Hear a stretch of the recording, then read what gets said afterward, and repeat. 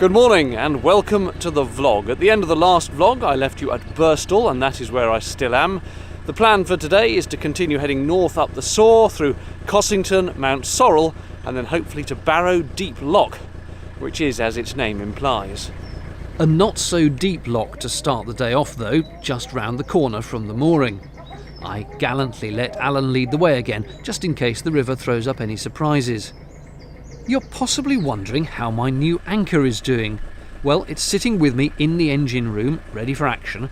The only downside that I don't have a proper attachment point for its rope, so instead I'm wrapping it around one mooring point and looping it onto the other. If they break, I'm doomed. Even though it was the Easter weekend, a volunteer came out to man the lock, which was nice. Out of the lock, round the corner, and past the entrance to Leicester Marina. We're definitely heading out of the city now and into lovely countryside. It's properly river-like now, and it does get quite twisty in some bits.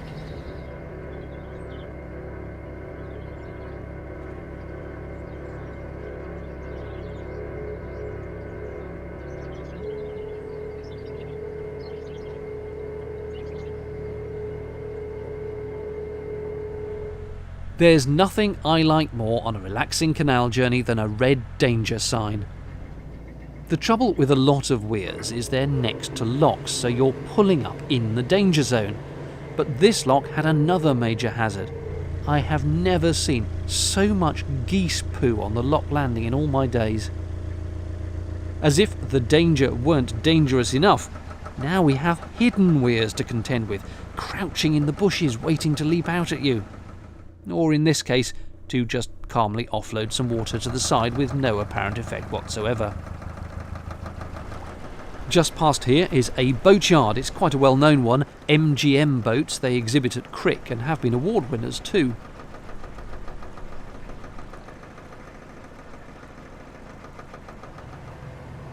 At this point, the Soar has gone off on its own path and we're back on a canal bit for a while. We're definitely in wider waters now though, as the gentle proliferation of wide-beam craft is starting to demonstrate. Now look carefully to the left of your screen. See that little moving black blob? That's a pussycat, and I'll wager it's a boater's cat too, since there weren't any houses for miles. He's on the wrong side, so he's clearly crossed at the last bridge and gone exploring. Through to a little boatyard. Looks like a nice mooring spot, but on both sides it was labelled as boatyard moorings only. How they manage that I don't know. Normally the towpath side is for general use. Just after the yard we turn left onto the River Reek for a short stretch before rejoining the Soar a bit further on. That's one of the Reek's weirs. It looks benign, but I tell you that water's going over quite fast, you know. I tell you what, it's turned right chilly again, it has. Blowing freezing, and the breeze keeps coming up and pushing the boat sideways as well. Hopefully, might get a good cup of tea in a minute. Oh, there goes the breeze. Might get a good cup of tea in a minute. Alan's gone to put the kettle on. To save with all the faff of mooring, we thought we'd hang about in this lock for a few minutes if no one else came along. And not only did I get a cup of tea, but Wendy even toasted some hot cross buns as well. Lovely. Irritatingly, some other boaters came the other way just as we were snacking. How very unreasonable of them. Anyway, we put down the food and got out of the lock pronto. Never mind. Does anyone know what the dickens this is? Because I've no clue. Coming up to the end of our bit of the Reek, those boats ahead are actually on the Soar, which we're coming up to rejoin, turning starboard here as indicated, and past another weir up to a lock as we go past the village of Rothley to the left. Just round the corner, this is a super little mooring spot. I'd love one of these as a permanent place to sit and bob about. You've got fields either side and only the distant sound of the A6 to spoil things. Amazingly, I'm leading the way on this bit of river, getting a bit bullish and confident in my old age maybe. I'm being guided by the large signs which tell you which way to go and where not to. Just round here there was a heron sitting who I wanted to photograph. He had other ideas and flew off, luckily only a short distance ahead, and here he is on his new branch. And another one. I do rather like herons. Now, a quandary here. I'm coming up to a lock. There is a small weir to my left, although I can't actually see it at this point. The signs say keep right, which is fine because that's my side of the river anyway. But as I'm going, a small fiberglass river cruiser comes the other way and also tries to stick to the right. In other words, coming past me on the wrong side, although with no idea that he wanted to do that, I was rather confused as to what he was doing. He just kept going further right, and I tried going further right to give him space to pass on my left as normal. Well, I suppose he wanted to avoid the weir and had been told to keep left from his perspective, and in the end, obviously I didn't want to hit him, so I moved and went past him, as you can see. But he waved and gesticulated and seemed rather upset as he went past, presumably because I hadn't given him more space to the right. So my question is, in such a situation, does a GRP or otherwise lighter craft have a right or even a reasonable expectation to pass on, to use a phrase, the wrong side, or was he simply in the wrong?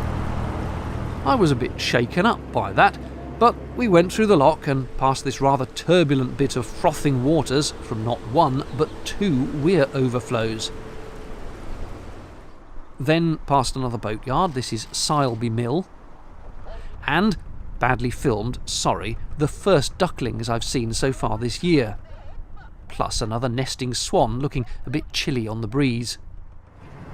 Then it's open countryside, albeit with the A6 still alongside us to port, although you can't see it from the river. Considering the river levels are low, that does look quite torrential. I'd hate to see how it looks after a bit of rain. Plenty of warning signs about the hazards, though. Round a corner, and we rather hoped to stop at the pub here for a spot of lunch, but the visitor moorings were full. Through another lock then, past moored boats, and the Soar rejoins from its diversion past the lock. Isn't this bridge rather splendid, built in 1860, as the brick pattern announces?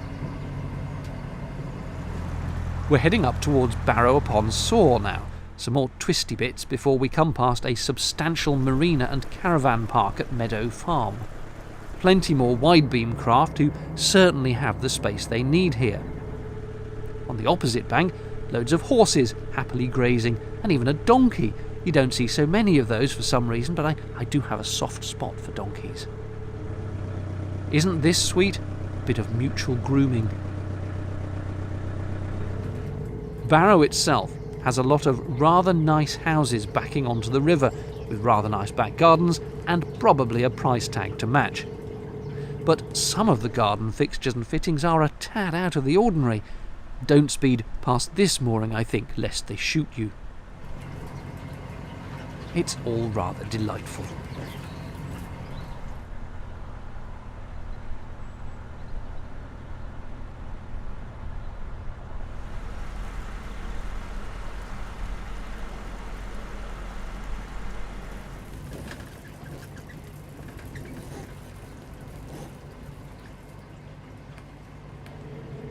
Pillings Lock is a flood lock, which is to say the gates are open permanently unless the river is in flood, so it's straight through and back onto a canal section again while the river diverts off.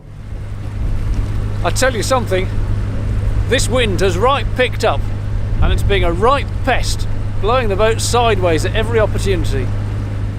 Very soon we're heading into another town, and it's one that has special memories for me. We are now coming into Loughborough, the town where some 30 years ago I came to university. I can't believe it's 30 years, but it is. 30 years this year. Hoping to moor up in a little basin that's in the middle of town, but if not, there's some more moorings just outside that apparently.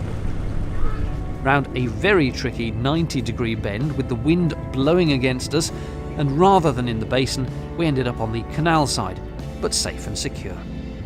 That's it for this one. Cheerio.